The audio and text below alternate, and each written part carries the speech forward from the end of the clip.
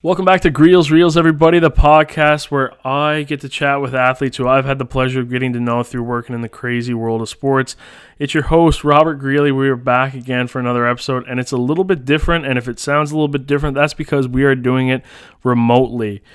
Today's guest, I am joined by Zach Plausini, one of the first guys I actually ever met in university, and a GG's football player. How you doing, Zach? I'm good. How are you doing, Rob? Thanks for having me. Yeah, no problem, man. Thanks for doing this. And I'm good. I'm just back home in Newfoundland, and I know we just filmed a video on social distancing and some activities that you can do at home. What'd you think of that? It's definitely different considering you're used to doing an interview with someone right beside you. Mm-hmm. I think that's the first time I've ever recorded a video over what was it, the Zoom meeting app feature? or whatever. Yeah.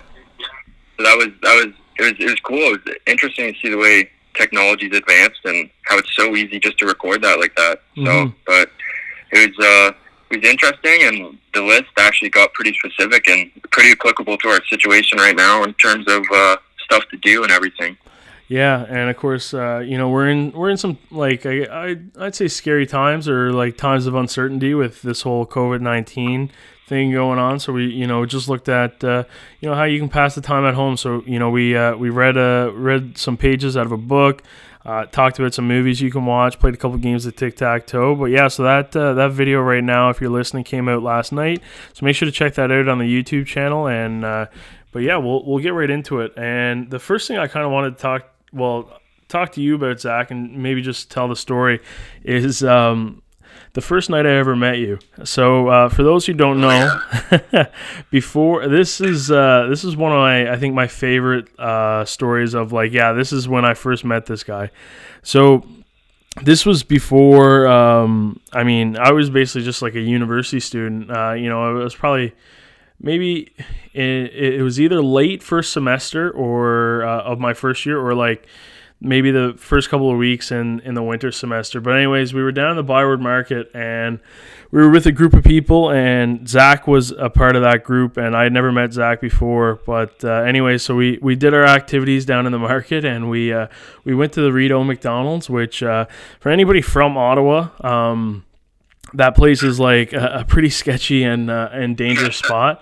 That's why that's why recently the city of Ottawa stopped having it be 24 hours. If you search this thing up on YouTube, there's fights and people whipping raccoons at each other.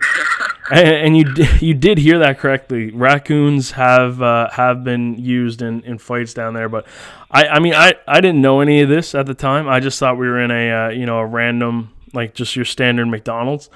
So we were waiting for a while with a group of friends, and then Zach, and then there were these four guys just sitting on the handicap shelf of the handicap table at the back part of the McDonald's, and they were sitting on it and the McDonald's manager just yelled at them across the restaurant, was just you guys got to get off that, that's where the handicapped people need to eat their meals to, right? And they were sitting on it and disrespecting it, and they just kind of made a joke out of it all. And then I turned around and playing the classic hero,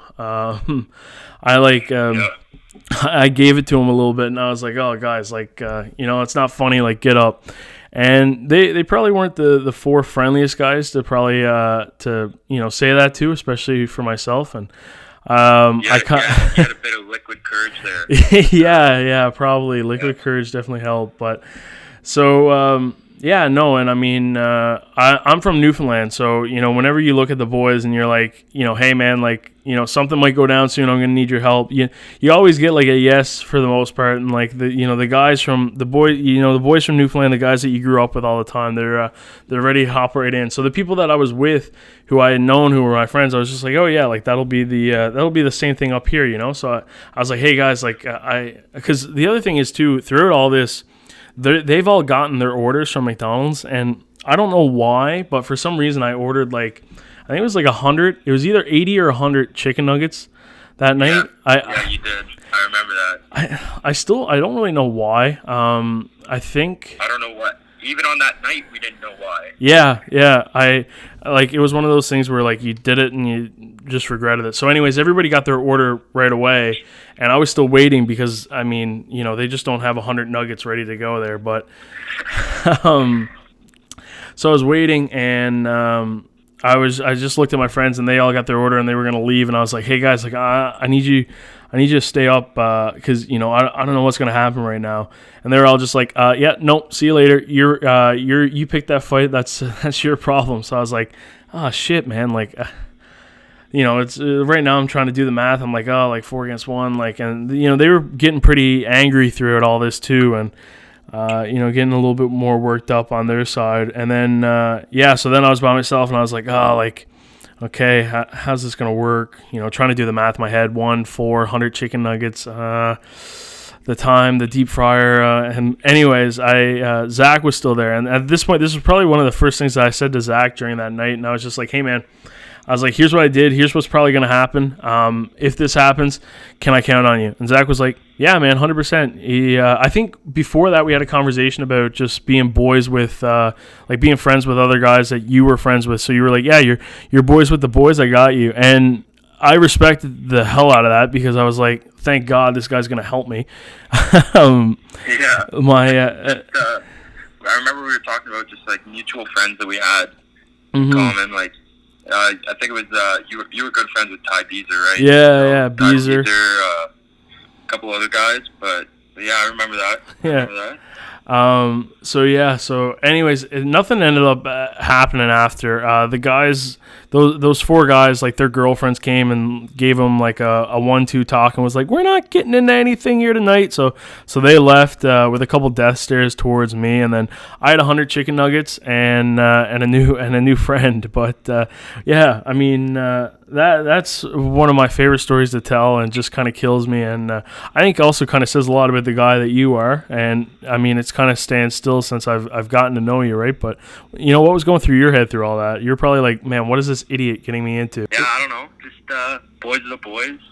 So just kind of that mentality. Yeah, no, 100%. It's like it's always like the team, the team mentality. Everybody sticks together. Yeah, exactly. So I did mention that I'm from Newfoundland, and everybody who's probably listening knows I'm from Newfoundland. And the next thing I wanted to get into, because I'm claiming this now. Nobody is ever more prideful about where they come from when it's Newfoundlanders. Like, nobody's gonna take that crown from us. But I will say a close comparison from every place that you meet people from Montreal, Vancouver, maybe even Winnipeg, but like the people who are as proud, like as closely as proud as where they come from, like Newfoundlanders are, I find, are people from Hamilton. And you are a Hammer guy yourself. Why is that? Well, I'm going to have to say we're going to have to agree to disagree on who's more proud, just because I'm going to say it's me, you're going to say it's you. But, it's like everyone kind of says Hamilton's a crappy place. It's just because they've only seen certain parts of it. Like, every city has its own downfall, but, like, Hamilton is the waterfall capital of the world. It's one of the most diverse places in Ontario in terms of demographic. It's close to everything you kind of want. An hour in any direction can take you to Toronto. An hour takes you to the border in Buffalo. It's got and a couple hours takes you into cottage country. So it's like, I find it's like the best of both worlds in terms of it's a big city, big enough, but it's got that like nice suburbs vibe in certain places. And yeah, I'm always going to be a homebody, and as much as I love Ottawa, I can't wait to go back to Hamilton after school's done and everything. Yeah, no, for sure. I was in Hamilton recently for the CHL Prospects game, and I enjoy the city. I drove around a little bit more than I had been there before. It's because we played McMaster there my first year with the team, and on the road there, and that was it's Ron Joyce Stadium. Yep. Yeah.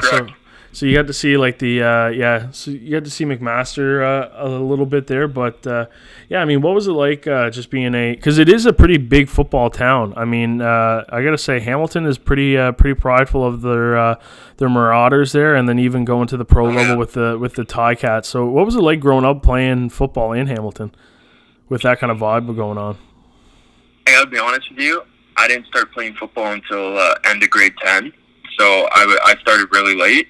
But I always had friends who played football. Like I had a bunch of friends that started, like Joel Claremont, who came with us. He started when he was in grade 8 or 9. Like he started earlier as well. And you always had friends that were playing football. Like we had the Hamilton Ironmen that were big when I was younger. That's like one of the competitive teams from Hamilton Ironmen. Then it was the Hamilton Hurricanes, and then it was the Hamilton Junior Tiger Cats. So we have all these programs, and like within our own city, we had multiple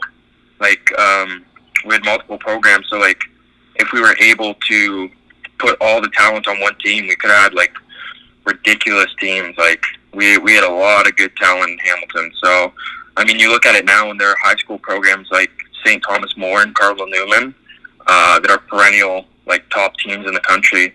Like STM has been ranked number 1 in the country for the past 3 years, I believe, and Newman has been top 10 for that same amount of time. So to have 2 top 10 teams in the country in like a city the size of Hamilton is like pretty significant, considering like the amount of talent that comes out of it and everything. So just like I would definitely say we're one of the top cities in Canada just for football talent.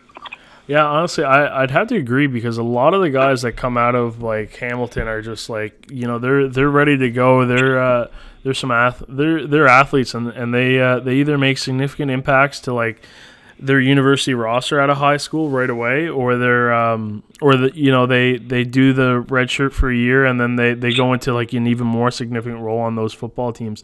One thing that you said was interesting, though, was the fact that you didn't start playing football until grade 10. Now, a lot of people think that you need to, in order to play at the next level and keep going, that you need to almost be starting the sport since, like, you could walk, right? So, like, as soon as you're walking, like at 3, or I don't even know, how old are people when they start walking? Like,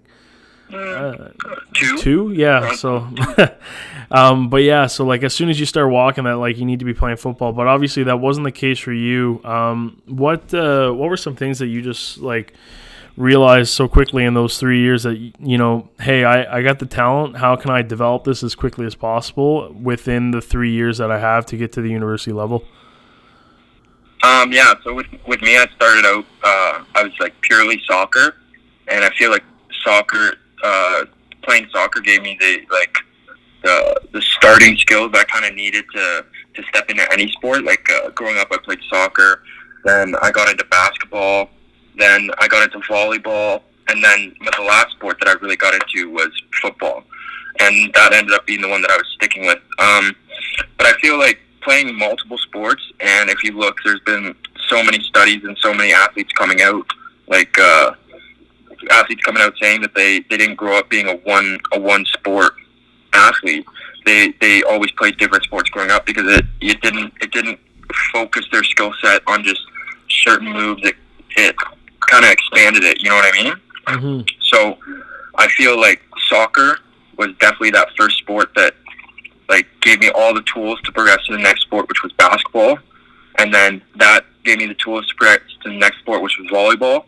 And then all the tools that I had accumulated from all those sports kind of gave me the ability to roll into football so easily. And then I just naturally was like a bigger kid, so it just made it easier to kind of come into football and make an impact. You know what I mean? Yeah, no. So like with each transition of sport, you're picking up different skill sets and applying it to the next one, which I find interesting, because even though it's not a different sport, you've been on the different side of the ball in football, and even on the same side of the ball, switching positions a little bit. You've been you've dabbled at defensive end, linebacker, fullback. Even I know you're like an emergency kicker, as we joke sometimes. Yeah. But, so do you think that also goes into a role of just you being able to find and excel in different roles as well, like positions? Yeah, for sure. One of the things my coaches told me just when I was my high school coach, he was a linebacker coach at University of McMaster. So what he told me when I was going in to university, like just make yourself valuable. So like learn whatever you can, whenever you can, and like make it so that they can't like not put you on the field. You know what I mean? Sorry, that's a double negative. Make sure that they have to put you on the field. You know what I mean? Yeah. Because of all the like so I was naturally good at kicking because of soccer, and then I kind of just worked on it a bit more, and I was good enough that they trusted me if it came down to it. Knock on wood. If it came down to it, that they could trust me in the game, and had a couple kicks in game. They've been pretty decent. But yeah, and just in terms of the other stuff, just learning, kind of taking in everything, and not trying to learn just my position, but kind of gone outside of that and trying to take in everything. So when we're sitting in meetings and listening to coach talk to the other players about their positions, I kind of take that in as well. I don't just zone out. Like, it's really trying to, like, I feel like I have a pretty high football IQ, just trying to listen to everything and taking advice from everyone just to make sure that I'm prepared in any situation that I'm in, so that I can, whether it's DN, linebacker, fullback, I'm confident that I know every position to the full extent you need to in order to play them. So I feel like that's why I've had the ability to go from each position and be successful at each. Yeah, no, 100%. I mean, it's even if that that wasn't the case and you were just stuck in one position, it's almost a good practice to be doing, because if you better understand your opponent and the positions that you're going up against, I mean, you're just going to see more success. As a D end, if kind of like, okay, once I get past this guard, if I have if any fullbacks are kind of hanging out, blocking, if you know where they're going to be at or what they're going to try and do and accomplish, I mean, it's just going to be an easier route to the quarterback for you. Yeah, exactly. Definitely agree with that. Just kind of, as I went from defense to offense, I applied that when I was blocking as a fullback. I know kind of what to expect from a DN, because I was in that position, and then vice versa, because when I'm back on defense playing DN, I know what I'm doing as a fullback now. So it definitely helps me understand both ways and everything like that. And so obviously the reason why we're doing this over the phone and like the video comparison was through video call was because of this whole the COVID-19 situation and the virus spreading, and it shut down like a lot of sporting events, but also shut down spring practices and camps for football teams as well as the GGs. So the GGs aren't practicing anymore, and I'm just wondering, for the athletes out there too, who can maybe learn something from you. What have you been doing to just kind of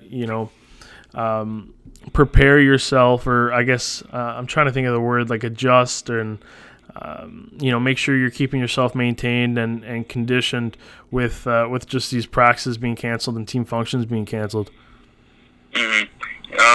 So what I've been doing is every day I've been getting after it with a home workout. Just trying to do more high volume stuff in order to keep my conditioning up high, because we're not doing all that normal, even though we don't take it into account, all that normal walking, all that normal just getting up and going out exercise that you kind of take for granted. But now you're finding that the more sitting you do, the tighter you get and everything. So I've implemented a lot more stretching into my home workouts, just because I'm starting to realize, like, hey, I'm a lot tighter than I am usually, just because I've been sitting at home so much and not getting that exercise that, like I said, you take for granted, like walking and going in between classes and just that constant movement. So lucky enough, I have like a 20-pound dumbbell at home. So I'm doing a lot of body weight, push-ups, sit-ups, everything like that, just trying to stay in shape. Going to probably go on a jog today, but we'll see. Hopefully as the weather gets better, be able to go out more. Still avoid people, but gonna go out more and take advantage of the nice weather coming up, hopefully. Yeah, no, I mean, it's a good point what you said with just even taking for granted how much walking you do. And I know for me, it's like as a student, just like, living in different student parts of, like, Ottawa. Like when I'm in class and like when I'm on campus and stuff like that, like I'm averaging like probably like 12 to 15,000 steps a day. And since I've been home, it's like, you know, I'll be lucky if I hit like 1,000 or 2,000. So it's nice to kind of keep it in your mind and be like, okay, you know what, I gotta get up, I gotta get off my butt here and do some stuff. Yeah, exactly. So the other thing is now is just with everybody, you know, developing their hobbies or looking to build their personal interests and stuff like that. You've always been a bit of a cooker, eh? Mhm. Yeah. So big chef guy. Where's that come from?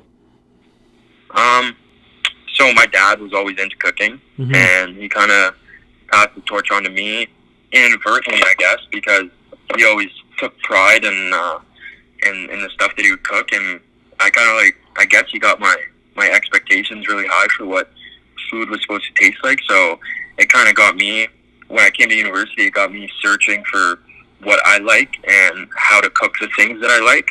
So basically before university, I'd never really cooked. But then when I got here, being 5.5 hours away from home, it forced me to cook. So it kind of just got me experimenting and finding things that I like, and then just basically copying other things that other people do and then adjusting it to how I like it. And just for example, this morning I made it's called eggs in a skillet. So what you do, you saute up some vegetables. I sauteed up some turkey bacon, threw it all in a cast iron pan, cracked some eggs on top, and threw it in the oven. And I got that from Cora's. So it's just kind of finding out what you like and adjusting it to how you like it, if that makes sense. Yeah, no, I mean, that sounds pretty good. In all honesty, that sounds a lot better than what I had for breakfast this morning. I just, I have these, like, Uncrustables from Smucker's. It's like this peanut butter and jelly sandwich, but they're, like, frozen. So I just grabbed a couple of those from the freezer this morning and waited for them to de-thaw, and that's what I had for breakfast. So I definitely think I might take a page out of your book tomorrow morning.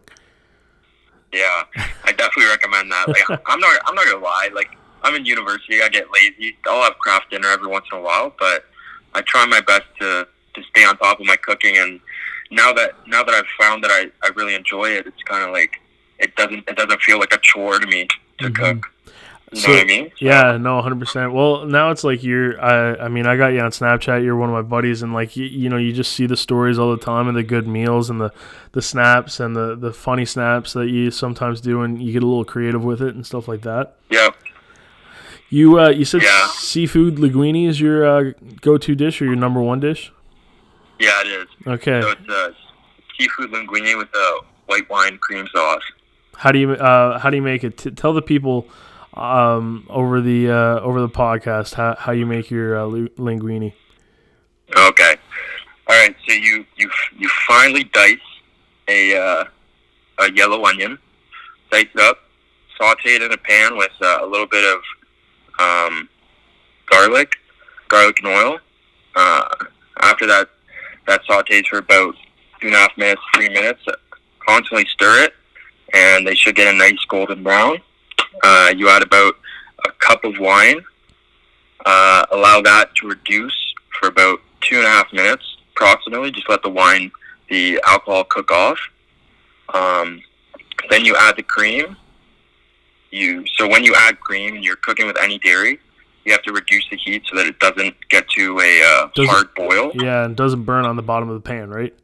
Exactly, yeah. So with dairy, you have to what's called a soft boil. So a hard boil is like when you're cooking noodles, you just have it on high and it's a constant rolling bubbles. A soft boil is when you just have it kind of simmering. So because with dairy, if you continue to cook it with what I said was a hard boil, it'll separate like the two components of the dairy. I'm not 100% sure. I'm not a chemistry guy. I just know you can't hard boil it. So if you just get it to a little simmer, constantly stir it, it'll eventually start to thicken up a bit. And then you add just a little bit of Parmesan cheese just to give it that nice cheesy Alfredo flavor. Then meanwhile, you obviously cook the pasta, and you just pan-sear scallops and shrimp in another pan. then you just kind of add it all together. Sprinkle a little parsley on top to finish with garnish, and that's it. I mean, I'm drooling here. I'm a big seafood guy, honestly. So scallops and shrimp. That's a huge go-to. Mm-hmm. Yeah. Yeah, you definitely. I'm definitely jealous. You got that East Coast. You get all the good seafood out there. Yeah, we're lucky out here. That's for sure. You'll have to come out some summer, and I'll take you to some good seafood spots. Yeah, for sure, man. Yeah, just gotta convince some of the guys to do that sometime. But yeah, so this is the part of the podcast where I just hand it over to you. So the topic is up to you now. So you can either tell us a life lesson that you've had, a childhood story, anything that you just want the people to know. Yeah, the platform's yours. Let me think. Life lesson. Something. It's short and sweet. Something that I realized coming into university, coming in as a right out of high school, no victory lap. So I was coming in to play football, and I was 18 years old, and I come in, and there are other guys who are coming from Quebec and CEGEP, and they're 21, 22 as rookies as well. And just kind of thing to remember is, I always tell this to people who are going into university and playing sports, that you can't compare your chapter 1 to someone else's chapter 20. Like if I'm only at this level when I'm 18 and they're at that level when they're 21, just understand that we're at different stages in our growth and development, and like be hungry and expect yourself, like set goals for yourself, but don't be disappointed when you're not hitting those goals at the same time when someone's 3 years older and 3 years further in development, if that makes sense. Yeah. So just kind of like, it's really like, it's just you against you, and the goals that you set, like it's up to you to achieve them, and it's up to you to kind of push yourself to get there. You know what I mean? Yeah, no, I couldn't agree more. I think that's a great piece of advice for the young ones. But yeah, that's kind of all I got in terms of that. Okay. Well, hey, man, I appreciate you doing this, and I hope you're staying safe. Yeah, you too. Washing your hands, getting busy. Yeah. Okay, guys. So that concludes another podcast episode. It's been a pleasure. Once again, Zach, thanks for coming on. And if you're listening to this, the video is up now on YouTube. Go check it out. And then all Zach's stuff, his links will be in the description on the YouTube video too. So go check it out. I heard a rumor that he might be posting some cooking videos soon, or cooking tutorials. So okay. Gotta keep that on the down low. Okay, well, Still undecided, but who knows? Maybe if you're listening to this and you really want to see Zach's cooking videos, just go bombard his comment section on his Instagram or something, and just be like, we want some cooking lessons. We'll see what happens there. Oh no, I'm scared now. Yeah. All right. Well, we'll see what happens with that. But once again, Zach, thanks so much for joining me. This has been great. And yeah, in the meantime, stay best kind.